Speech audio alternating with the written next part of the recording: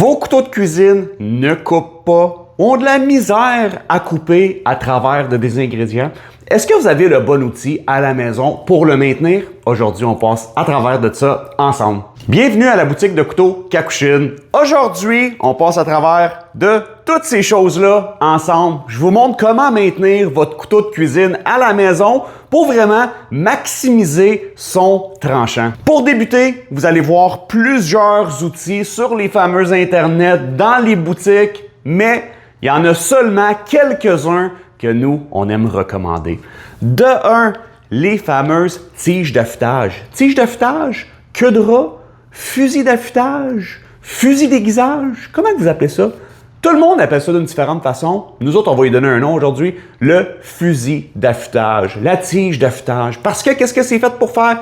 C'est fait pour vraiment affûter votre couteau et non nécessairement l'aiguiser. Les tiges d'affûtage, on va les voir avec plusieurs matériaux sur le marché, comme celle-ci, qui est faite en métal, mais très rugueuse. Beaucoup d'entre vous vont en avoir, et puis il y en a beaucoup sur le marché qui sont très cheap, à ne pas utiliser. Je ne les suggère rarement. Ici, on a la note qui est celle en céramique. En céramique, très dur, beaucoup plus dur que ceux en métal. Ce que ça nous permet de faire, ça nous permet d'affûter tous les types de couteaux pas mal qui existent sur le marché. Alors que vous ayez un couteau japonais, ou un couteau artisanal, ou même un couteau chipette, vous pouvez l'utiliser sur tous les couteaux. Celle-ci, par contre, il faut faire attention. On a une machine ici pour tester la dureté des métaux qui existent sur le marché et je vais vous dire que des tiges d'affûtage en métal, beaucoup d'entre eux sont trop molles. Même que les tiges, souvent, sont pas mal plus molles que les métaux des couteaux. Ce que ça veut dire, c'est au lieu d'affûter votre couteau, vous mordez dans la tige et puis votre couteau essaye d'affûter la tige. C'est la raison pourquoi souvent on ne la recommande pas. Ceci dit, est-ce que des bonnes qualités? Peut-être, mais pour vous simplifier la tâche, on ne se trompe pas avec une bonne tige d'affûtage en céramique de chez Kakushin. On va aussi avoir ceux en diamant. Je ne vais même pas en parler. Le diamant, on coupe de la vitre avec ça, gang. Ça peut démolir un couteau assez rapidement si vous ne savez pas qu'est-ce que vous faites. Alors, pour les gens qui disent c'est bon, puis vous savez qu'est-ce que vous faites, tant mieux pour vous. Cette vidéo-là est vraiment pour les gens qui ne savent pas puis qui veulent vraiment maximiser la vie de leur couteau. Tige d'affûtage en céramique. Comment qu'on l'utilise? C'est très simple. La tige d'affûtage en céramique, elle est là pour maintenir un tranchant. C'est ça qu'il faut vraiment garder en tête ici, maintenir le tranchant. Tant que votre couteau est neuf, tant que votre couteau est bien aiguisé, on peut l'affûter sur une base régulière avec simple quelques coups sur chaque côté. Et oui, dans les fameux films, les émissions, on va voir les chefs y aller comme des samouraïs. On n'est pas des chefs, on va se calmer, on va y aller tranquillement. On va déposer la tige sur une surface qui est antidérapante. Et puis, nos tiges à nous vont avoir deux côtés. Si vous regardez comment que le manche est fait ici, on a un manche qui est large. Et puis, si on le tourne de côté, on a un manche qui est pas mal plus étroit. La différence est vraiment que le côté étroit, lorsqu'on vient à notre couteau du chef, va vous donner un angle d'environ une quinzaine de degrés, ce qui veut dire pour les couteaux artisanaux ou les couteaux japonais qui sont affûtés généralement à un angle de 15 degrés. Ça, c'est optimal. Quand on vient s'accoter du talon et puis le dos, on passe à la pointe, jusqu'à la pointe, en utilisant la tige d'affûtage au complet, quelques coups sur chaque côté. Si vous avez un couteau un petit peu plus cheap, un couteau de chef, on va se le dire comme ça, de basse gamme, vous pouvez toujours utiliser celle en céramique. Vous avez juste à le tourner de côté. Et généralement parlant, les couteaux de plus basse gamme n'ont pas un affûtage ou un aiguisage aussi agressif, ce qui veut dire qu'on va utiliser l'angle qui est plutôt plus près du 20 degrés. Ce qui va être comme ça. Alors encore, on va venir s'accoter. Je ne le ferai pas sur mon couteau japonais parce que je vais déformer l'angle, mais ça va être notre 20 degrés. Alors oui, ils viennent dans des belles boîtes avec justement des petites instructions à l'intérieur, mais aussi la fameuse vidéo que je suis en train de vous montrer en ce moment pour vraiment vous montrer en personne comment l'utiliser.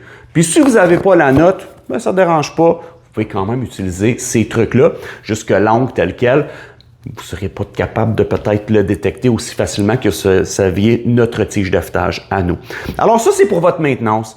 La tige, achetez-la quand que vous achetez un nouveau couteau, souvent en combo. Ça va être idéal pour maintenir votre tranchant.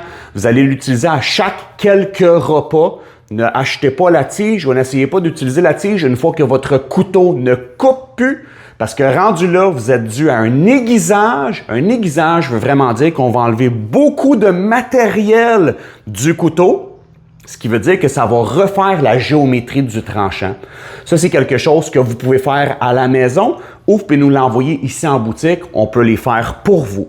Si vous voulez savoir comment aiguiser ensuite votre couteau, qui ne devrait pas être une tâche régulière. Habituellement, on va se dire environ une fois par année, on va aiguiser le couteau, soit l'emporter en boutique ou le faire vous-même. Vous allez voir des gadgets. Les gadgets qu'on ne suggère pas est le fameux aiguisoir que ici on rit en boutique, mais on l'appelle littéralement l'arrachoir. Parce que qu'est-ce que ça fait? Ça l'arrache l'acier de votre couteau, vous donnant une sensation que vous allez regagner un tranchant, mais qu'est-ce que ça l'a fait? Ça l'a fait des trous, des micro-fissures dans votre lame. Alors vous, de votre côté, vous dites, bon, finalement, je suis capable de couper à travers de ma tomate jusqu'à temps que vous y ayez passé plusieurs fois, tout graffiner votre couteau, déformer votre tranchant au complet. Puis en plus, qu'est-ce que vous faites après? Vous l'emportez ici à la boutique pour que nous, on le répare et on l'aiguise. Alors si vous y croyez, commentez pas en bas dans la vidéo, continuez à l'utiliser. On va sûrement se voir en boutique bien vite. Là, vous allez nous voir. Ah, le couteau ne coupe pas, je l'ai arraché, j'aurais dû t'écouter au début. On l'entend souvent, celle-là. Alors non, ne l'utilisez pas. Ensuite, les fameux rouleaux. Il va falloir que je fasse une vidéo séparée pour vous. J'ai déjà fait un petit reel que vous allez trouver sur certains de nos réseaux sociaux. Ce n'est pas optimal. Oui, il va y avoir un angle de 20 degrés, oui, il va y avoir 15 degrés, mais à partir du moment qu'il y a une courbe dans la lame, ceci déforme le tranchant de 1. Et puis de 2, les abrasifs sont absolument terribles. Et même ceux qui vont me dire, j'en ai une originale qui vaut des centaines de dollars, tant mieux pour vous. On l'a essayé en boutique et puis il n'y a rien qui va battre un bon vieux aiguisage à la pierre, à la main levée.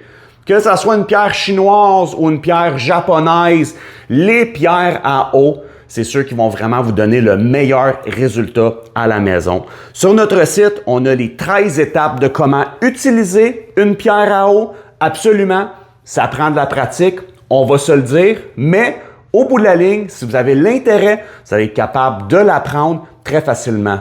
Vous avez tout conduit un vélo, vous avez tout tombé la première fois, vous avez tout graffiné les genoux, mis un petit band-aid, vous êtes relevé, repositionné sur le vélo, et puis là, vous êtes sûrement capable de faire du vélo. On est tous capables d'apprendre. Lorsqu'on a la passion, on a l'intérêt, ça va venir avec le temps. Seulement donnez-vous une chance et puis écoutez nos 13 étapes sur notre site kakushin.ca. Alors, j'espère que ceci répond à votre question. Si vous avez un nouveau couteau ou un couteau fraîchement aiguisé, achetez-vous une tige. La tige d'affûtage va vous permettre de maximiser votre tranchant. Va aussi permettre au couteau d'avoir une meilleure vie. Lorsque vous allez être dû à l'aiguiser, le couteau ne s'égranulera pas autant parce que vous n'aurez pas affaissé l'acier. La tige va toujours avoir ramené le tranchant droit jusqu'à temps que ce petit tranchant-là disparaisse puis il est dû pour être aiguisé. Alors, aiguisez vos couteaux une fois par année et affûtez-les sur une base régulière à chaque quelques repas. Merci beaucoup et à bientôt!